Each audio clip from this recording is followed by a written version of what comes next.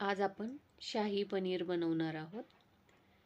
एकदम बाहेर हॉटेलमध्ये मिळतं त्याच पद्धतीने आपण घरी बनवणार आहोत आणि चवीलाही एकदम अप्रतिम असं लागतं आणि बनवायलाही एकदम सोपी पद्धत आहे। तर चला मग आता आपण बनवायला सुरुवात करूया।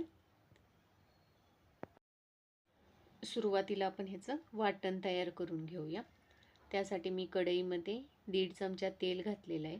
त्यामध्ये अर्धा चमचा जिरे, एक मोठी वेलची, एक तुकडा दालचिनीचा आणि 2 मोठे कांदे मी स्लाइस करून घातलेले आहेत।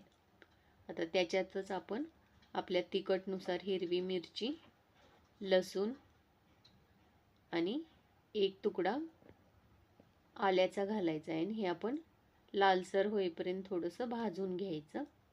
आता त्यामध्ये आपण 2 टोमॅटो स्लाइस करून घातलेले आहेत, ते आपण घालून घेऊया। आता हे मिक्स करून आपण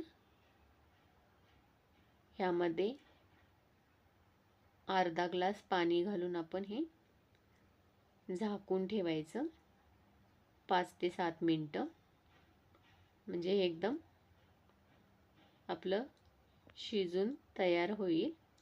आता हे झालेलं आहे। तर आता आपण हे थंड करून घेऊया। आता हे थंड झाल्यानंतर आपण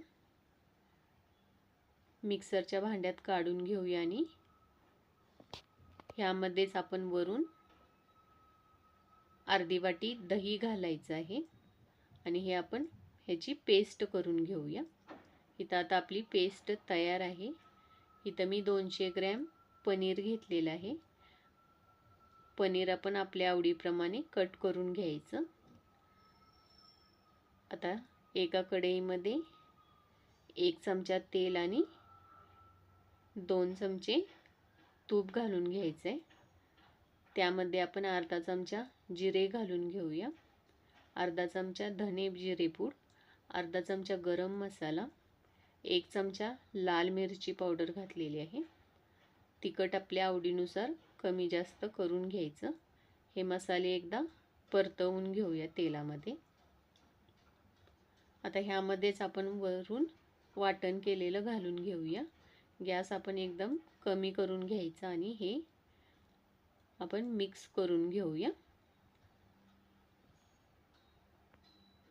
आता आपण 3 ते 4 मिनिटं मसाला चांगला कमी गॅसवर भाजून घ्यायचा आहे। इथं आता आपला मसाला चांगला भाजलेला आहे, तो आता एकदा मिक्स करून घेऊया आणि ह्या मसाल्यामध्ये आपण आता पनीर घालून घेऊया। इथं तुम्ही पनीर थोडंसं फ्राय करून घेतलं तरी चालेल किंवा असंच घातलं तरी चालेल। आता हे पनीर आपण मसाल्यामध्ये एकदा मिक्स करून घेऊया। आता हे मिक्स झालेलं आहे, तर वरून आपण ह्यामध्ये पाणी ॲड करून घेऊया। मी इथं 1.5 ग्लास पाणी घातलेलं आहे। तुम्ही तुमच्या आवडीनुसार ग्रेव्ही कमी जास्त करू शकता। ही थंड झाल्यानंतर ग्रेव्ही जास्त घट्ट येते, त्यामुळे आपण आपल्या आवडीप्रमाणे ह्याची ग्रेव्ही कमी जास्त करू शकता।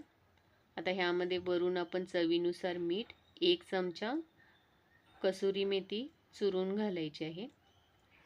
हे एकदा मिक्स करून घेऊया आणि 10 मिनिटं आपण कमी गॅसवर शिजवून घेऊया। इथं आता मी 10 मिनिटं चांगलं शिजवून घेतलेलं आहे।